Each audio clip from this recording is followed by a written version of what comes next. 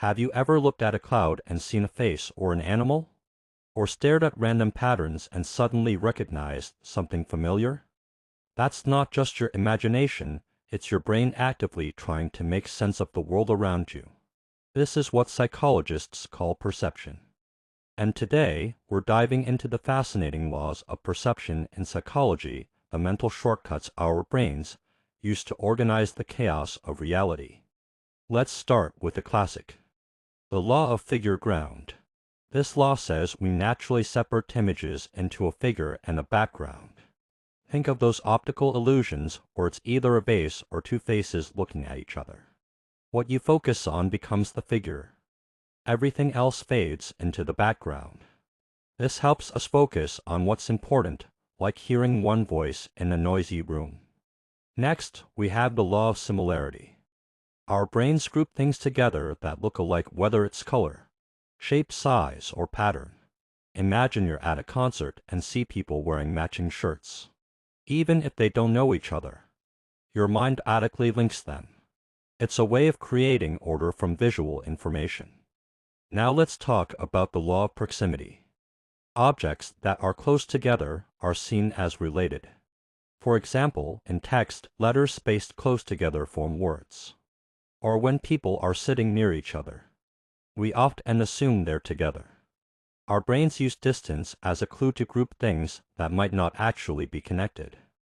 Then there's the law of continuity. We prefer to see smooth, continuous patterns rather than abrupt changes. If a line is interrupted, we assume it keeps going in the same direction.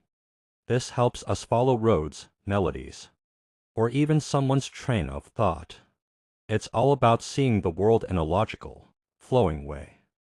Another powerful one is the law of closure. Our brains love to fill in the blanks.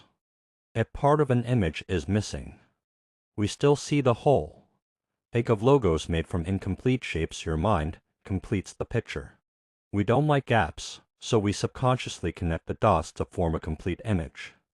Next is the law of common fate. This one's all about movement. When objects move in the same direction at the same speed, we group them together. A flock of birds or a group of dancers moving in sync feels like one unit. Our brains treat things that move together as if they belong together.